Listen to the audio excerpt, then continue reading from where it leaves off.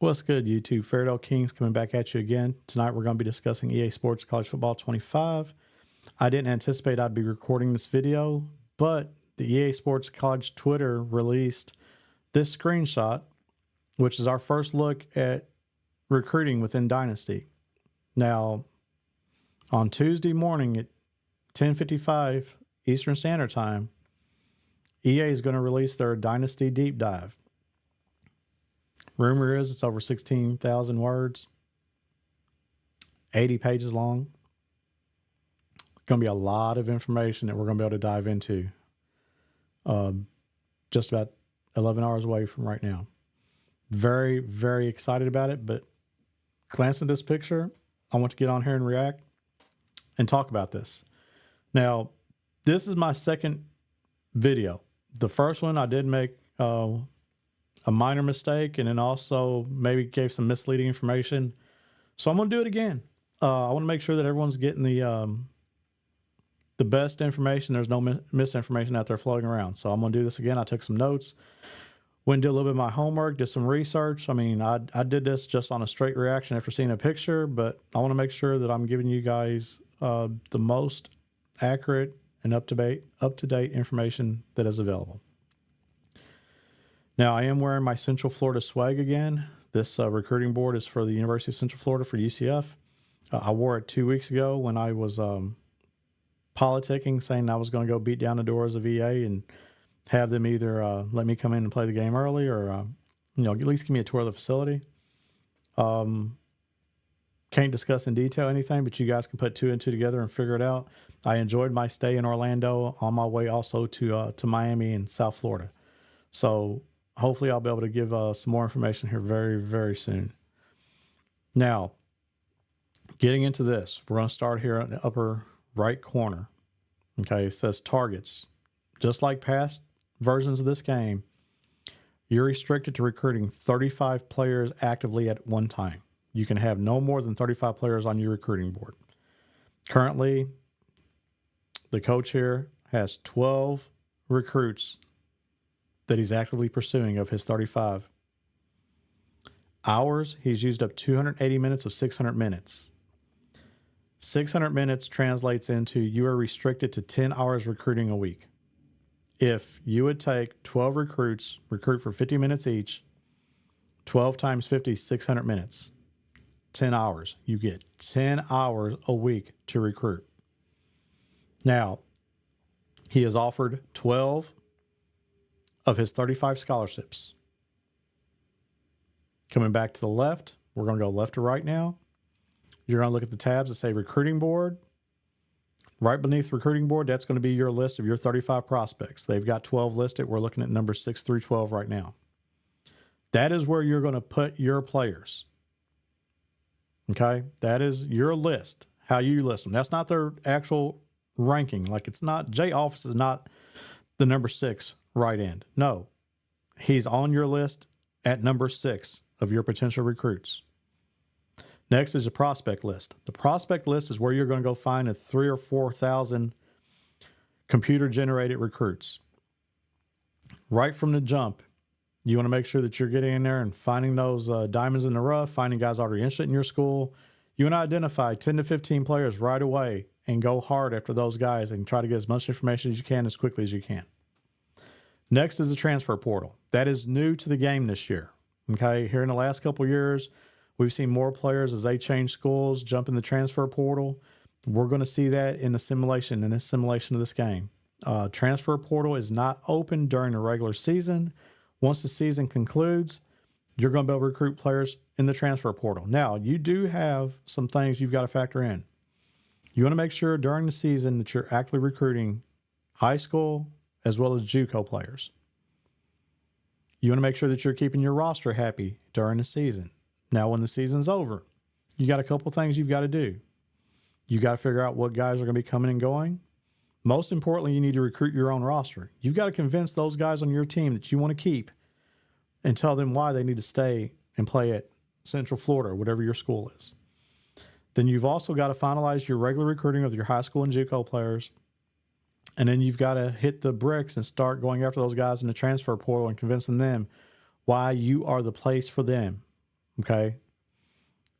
Now, according to some reports, if you missed on a recruit earlier, they can still keep you guys in mind as they transfer and jump into transfer portal. So those relationships that you build on the recruiting trail will also carry over later in this dynasty cycle. So that's something else to kind of bear in mind. And I'm sure they're going to talk about it more in depth later this morning. The next tab is My School. My School is very important. You can keep track of your school's records, your accomplishments, the list of your rivals, things like that. And as such is going to be listed under My School. You're also going to see your grades for these different categories of motivations, academic prestige and athletic facilities and all that. You'll see what your grades are. And then finally, the fifth option is top classes. That's where you're going to go see where your peers stand. For instance, Alabama might have the number one recruiting class. It might show Alabama, Ohio State, Oregon, Georgia, so on and so forth. So you can see where the teams rank in the top 25 and then also by conference. So you'll be able to keep track of who everyone else is also signing. If you're in a 32-team dynasty, you can go in there and check it out and see what the other users are doing and see if you guys are keeping pace with what they're doing. Now, moving forward, we're going to drop down here to the left to the actual recruiting board. We've got players identified here: J. Office, H. Paris, C. Tuttle, and J. Lanier. They've already committed to the University of Central Florida, so they've verbally committed. Now, there's a little bit of back and forth on Twitter. Some people believe that just because they're verbally committed, maybe you can sit there and still sway them because they haven't signed their national letter of intent. I highly doubt that. Maybe they're just sitting there, doing all the bells and whistles here and making it look like verbally committed. I doubt that you're going to be able to sway them once they commit. But some people are of the mindset that maybe you can go in and make some promises and make some offers. It's not going to be offers for money. But maybe you can come in and still say, hey, I'll give you playing time, or you can play for a championship here, or we got this coach, X, Y, and Z, whatever it is. As we move down to Jay Dennis, you find out that he's a 3-star recruit. You're in his top 3. As far as interest is concerned, you're the number 1 team on his list. Now, there was some confusion, and that's why I messed up earlier. I thought that was handcuffs. It ain't handcuffs. I don't know what I was thinking. Those are actually a set of binoculars. And I believe that the binoculars are used as a key to let you know that you're keeping a watch on this player. So maybe you might not have been recruiting him earlier in the cycle, but now at this point, you've been watching him with intent to maybe keep track of what he's doing and then bring him in and sign him later on. The next item beside the binoculars is a piece of paper with a check mark. That means that you've offered him a scholarship. And then there's a outline or grayed out figure, which is an airplane. I'm assuming you're probably maybe offered him a visit. It's hard to really tell, but I would venture to guess that maybe you've offered him a visit. Next guy is number 11. He's a left tackle, K. Maddox. You're in his top 5 as far as interest level. You're first on his list. You've been watching him as well, offered him a scholarship. There's also a shadow of an airplane. And then the third guy, the one that's highlighted, the 12th guy on the list, left end, Alex Pettigrew. He's a 3-star prospect. You're in his top 5. As far as interest, you're also first on his board. You've been keeping a watch on him, at least according, that's what I believe the binoculars mean. Offered him a scholarship. There's a check mark there. Check that box. And then you have him coming in for a visit. Now, as we move back to the top and middle of the section, you see the player's picture. You also see his name, Alex Pettigrew. That's the name of this recruit. He's a 3-star athlete. He is ranked nationally 547. Within the state of Georgia, he's the number 42 recruit. And at his position, he's number 25. His position is left end. His tendency is power rusher. He's a high school recruit where it says class. He's high school. That's going to say high school. It'll say JUCO sophomore. It'll say probably transfer portal, whatever. You're going to see information, indicators up there that identify that. His hometown is Brunswick, Georgia. That's very important for proximity to home and some other factors when you recruit. And then you're going to see some other vitals, which is his height and weight. He's 6'5", 252 pounds. Now, moving back down to the left side of his profile picture, there looks to be a handshake there with a line through it. So I don't know if you can't make promises to him. Maybe you broke a promise. He hasn't verbally committed yet. I need some more information on what exactly that means. So that's something I'll be intrigued about, what exactly that indicator is. But it looks like definitely there's a line crossed through a handshake. Then to the right of his profile picture, you're going to see a bar, and that indicates the top 10 status. So to recruit a player, you've got to be in their top 10. Now, you see the different indicators. There's top 8, top 5, top 3.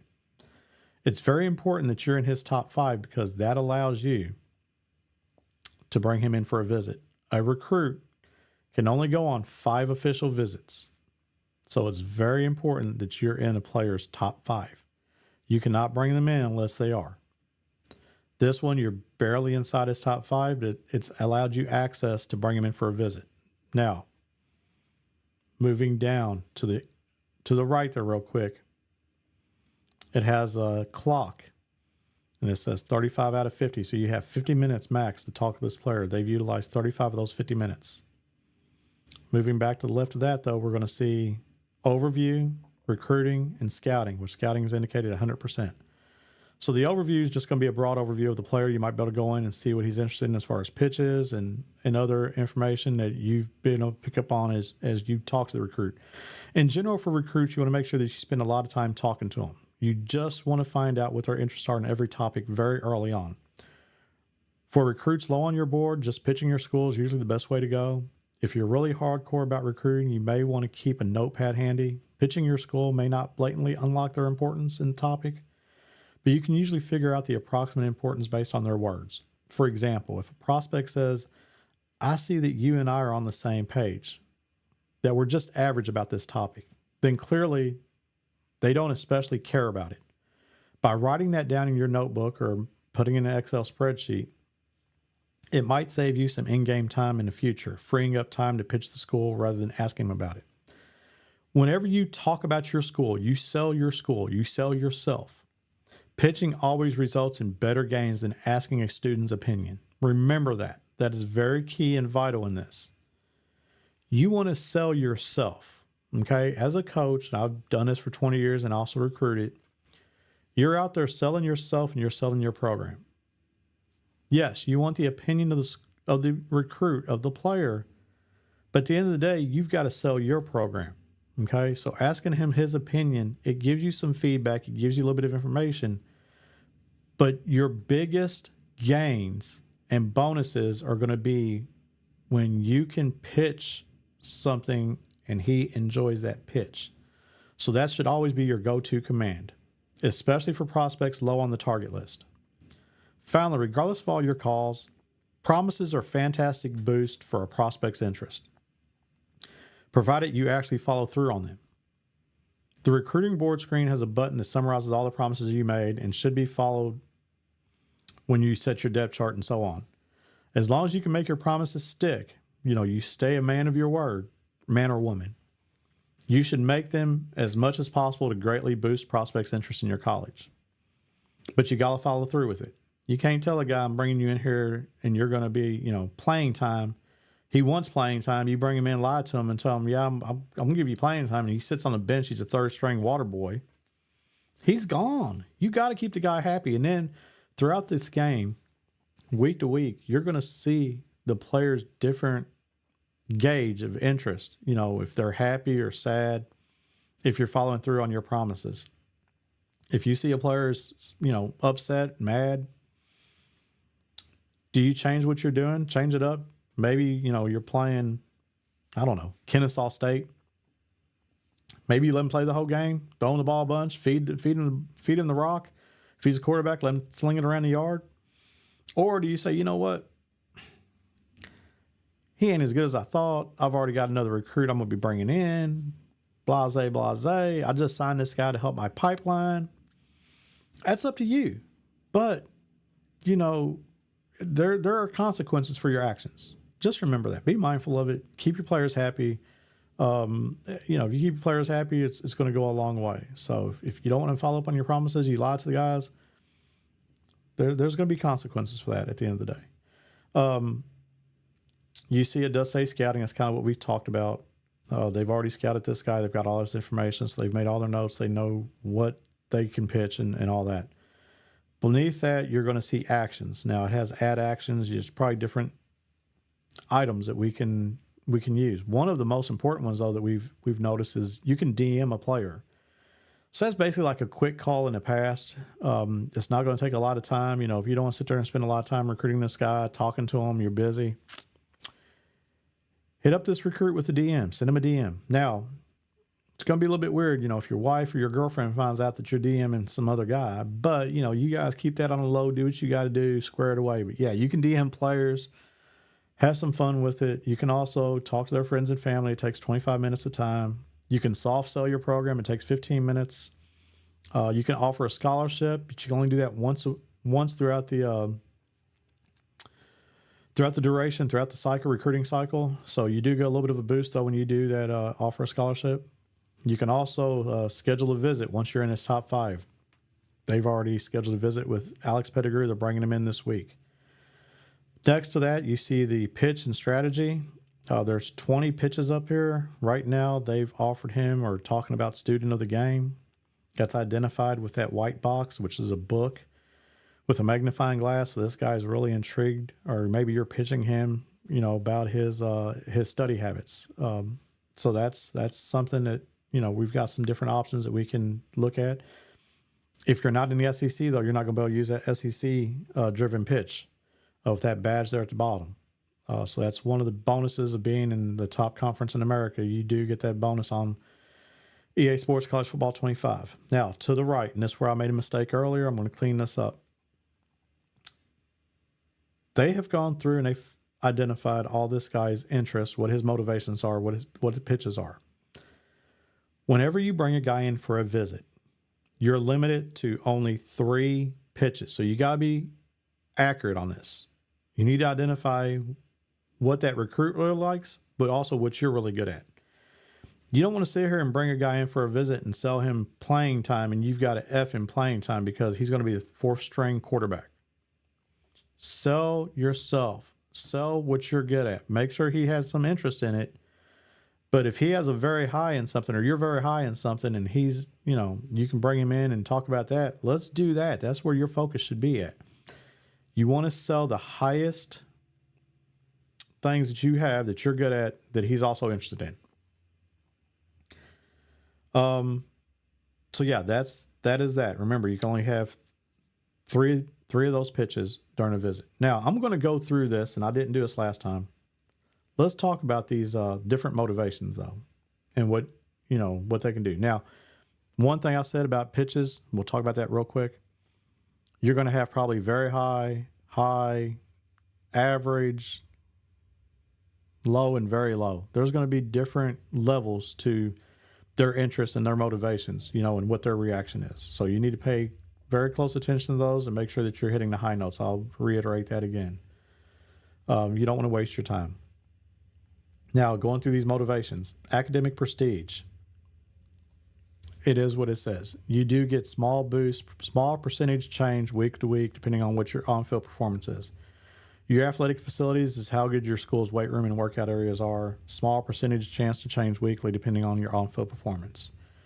Now, they have removed TV exposure. It's now known as brand exposure. For the sake of this game, that is your NIL, in essence. It's measured by the number of televised games played and won. That can be determined weekly, depending on if you're on TV. So week to week, that's going to go up and down. More games you play on TV, that media presence, that's your brand exposure. You're sitting there putting out and your recruits and your athletes. So you're selling them through TV exposure. Campus lifestyle is next. That's how fun it is to be at your school, basically. Small percentage change week to week. Now, those 4 were out the way. Now we're getting into some detail and some more depth here. Championship contender. That's based on the weekly coaches poll rank and its projected roster for the next 4 years. It's improved by winning games and signing high-quality recruits. So the better recruits you come in, the better chance you have at being a championship contender. So your grade's going to fluctuate, go up and down, depending on what your recruiting is, as well as your performance on the field with wins and losses. Coaching stability is measured through years at a current school. Also factors in the years left on your current contract and the number of times your contract has been renewed. Coaches who frequently jump from program to program are going to have lower grades. So if you're a guy that wants to keep changing jobs and bouncing around all over the place, you're not going to have coach stability. It's going to be a low grade, and that's going to be another knock against you trying to recruit against some better programs. Coach prestige is dependent upon the head coach's prestige rating. Prestige is impacted by passing or failing contract goals. It also is impacted by your player progression, or prestige impacts your player progression. So if you're a coach with high prestige, you come to off season, you're a guy with an A+, your players are going to get better faster. So that helps, as well as everything else that you have at your disposal with the coach archetypes. Your coach prestige is going to help improve your players and make them better faster. They'll progress faster. Something to think about. Next is conference prestige. This one's pretty cut and dry. It's determined by averaging the coach's poll rank of the top 6 teams in the conference. If you want to improve this grade, increase your school's ranking by scheduling and winning against ranked opponents. Okay? Play better teams, beat ranked teams. That's going to help the conference prestige overall. So it's not just Alabama. You got to bring along the 7 dwarfs with you. The rest of your competition in your conference has to also rise up. So, you're going to come up. You got to bring up other people with you as well. So it's all tied together. Next, another one is self-explanatory, is playing time. Players will receive a higher playing time grade the earlier they can potentially become a starter at the school. Now, they will be comparing their opportunity to start against current players on the roster as well as other committed prospects. So factor that in. It's not just the guys on your active roster. Who else did you also sign? That's going to impact your playing time or whether or not they're happy or not. Pro potential, I'm not sure about this one. In other games, we can export the players to the NFL, but it says evaluate the team's draft classes over the past 4 years, improved by having players taken high in the annual NFL mock draft. We'll see how this one plays out with pro potential. Number 11 is playing style. That's evaluated by each position's tendencies. Improve the stat associated with the tendency will increase your team's rank and grade. It's also tied directly to gameplay and play style updated weekly. For instance, a school that runs a lot of options and bootlegs will be more appealing to a scrambling quarterback prospect more than a pocket passer, for sure. Proximity to home, self-explanatory. That's determined by how close the prospect is to each school. There is a bonus, though, associated with prospects that grew up very close to a university. So if you got a guy, say, for instance, UCF has a guy that says Orlando, you're going to have a lot better chance of signing that guy. There'll be a little bit of a boost.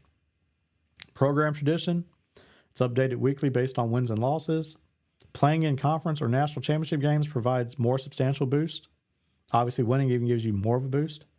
And then stadium atmosphere is last. That's based on weekly toughest places to play ratings, improved by winning games and maintain home winning streaks. So make sure you're checking back to see if you're one of the tougher places to play. Are you winning games? Put together long winning streaks. That's going to help improve your stadium atmosphere. Now, finally, before I wrap this up, we can also talk about your campus visit activities. Now, at least according to NCAA Football 13, you would choose an activity that would match the prospect's personality.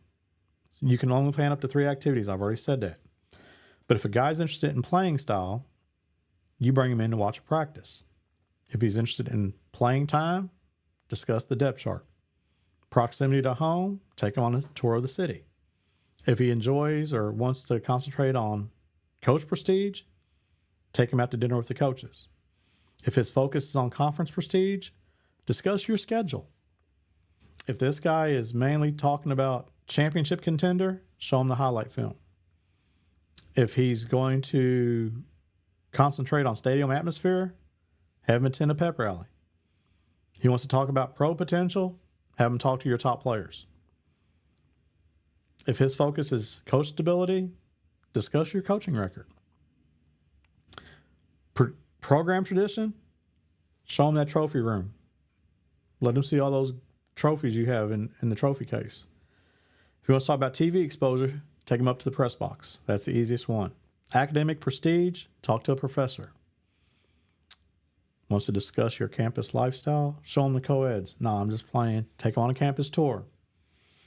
And finally, if he wants to talk about and discuss athletic facilities, have him visit the weight room. So that is a quick, and by my standards, 25 minutes, but that's a pretty in-depth breakdown of recruiting just from looking at one little screenshot. I was able to go into great detail, give you guys some background on what we can expect from EA Sports College Football 25 Dynasty, and more importantly, the recruiting game within a game. This is something that I love. I could talk about this all day and night. So hopefully you enjoyed this video.